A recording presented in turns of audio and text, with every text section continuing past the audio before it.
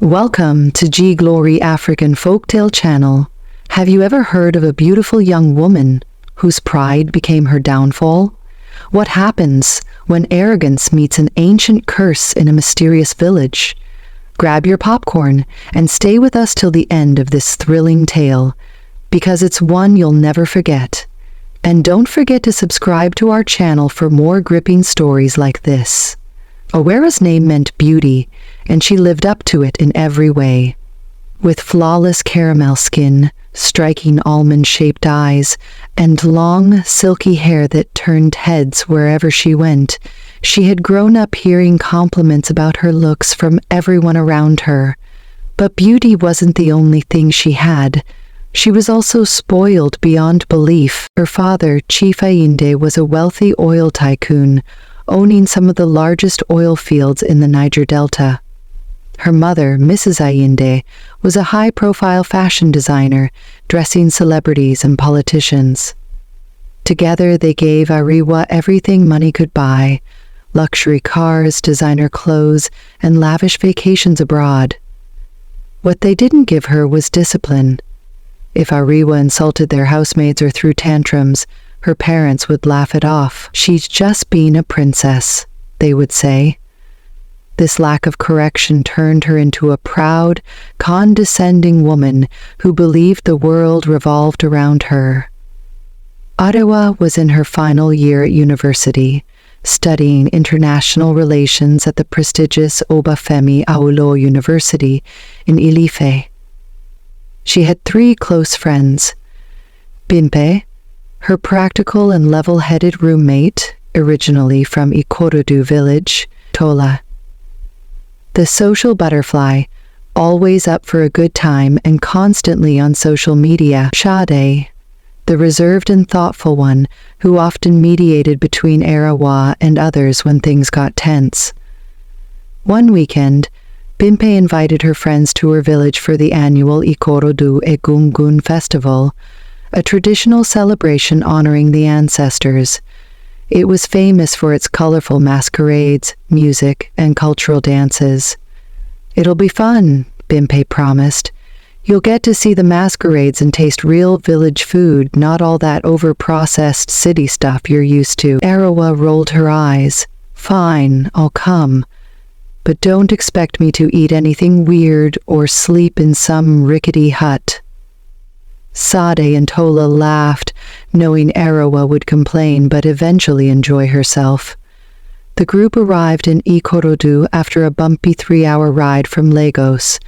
The village was quiet, with narrow dirt roads, mud brick houses, and lush green surroundings. Children ran barefoot, playing with makeshift toys on their heads. "Welcome to Ikorodu," Bimpa announced with a proud smile. As they walked to Bimpa's family house, Ariwa's eyes caught something unusual. A hunched old woman dressed in ragged clothes, her hair wild and matted. She sat under a baobab tree, staring into the distance. The villagers seemed to avoid her, whispering nervously as they passed. "Who's that?" Ariwa asked, pointing at the old woman. Bimpa's smile vanished. "Don't point. That's Iya Elizin. People say she's a witch." "A witch?" Tola repeated, intrigued. "Yes," Bimpa said in a hushed tone. "She's been here for decades, but no one dares to go near her. They say her curses are real." Ariwa snorted. "A witch? Please, Bimpa, we're not in some Nollywood movie." "I'm serious, Ariwa," Bimpa said to Tola, decided she would find out for herself. The next day the Egungun festival began. The village square was alive with music, drumming, and the colorful sight of masquerades dancing energetically. Ariwa couldn't help but enjoy the lively atmosphere, though she made several sarcastic comments about the villagers' clothes and behavior. It was during this celebration that she spotted Iya Elisine again, sitting under the same baobab tree. Something about the old woman's glowing eyes unsettled her, but her pride wouldn't let her admit it. "Hey, Grandma!" Ariwa called out. striding toward the old woman despite Bimpe's protests. "Arawa, don't!" Bimpe hissed, grabbing her arm. "Let me go, Bimpe," Arawa snapped.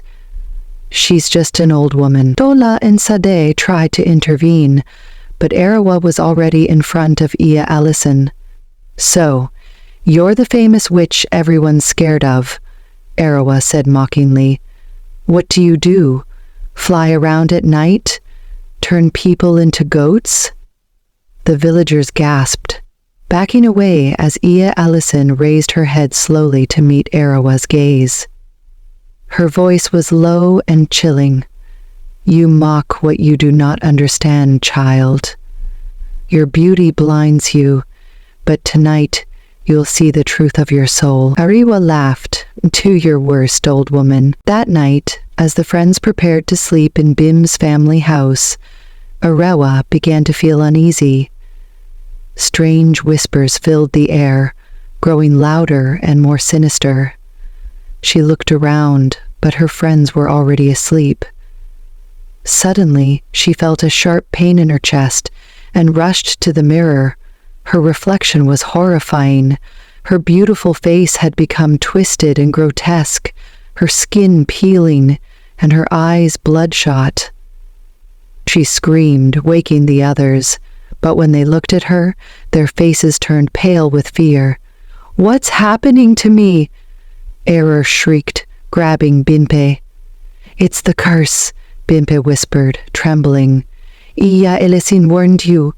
The villagers gathered outside, whispering prayers and keeping their distance. Iya Elisin appeared, her staff glowing faintly in the moonlight. "You mocked me, child," she said. "Now, your true soul is revealed for all to see." Arawa fell to her knees, sobbing. Chief and Mrs. Allende arrived the next day, distraught to see their daughter's condition. They begged Iya Elisin to reverse the curse. "She must learn humility," the old woman said. "Until then, the curse remains." For weeks, Areva lived in Ikorodu, doing chores for villagers and showing kindness to those she once looked down on. Slowly, she began to change, apologizing for her actions and showing genuine remorse. One day, while helping an elderly woman fetch water, Iya Ellison appeared again. "You have learned your lesson," she said, touching Arua's forehead. The curse lifted, and her beauty returned. Arua left Ikorodu a changed person, grateful for the lesson. So, what did you think of Arua's story? Let us know in the comments. Don't forget to like, share, and subscribe for more gripping tales. See you next time.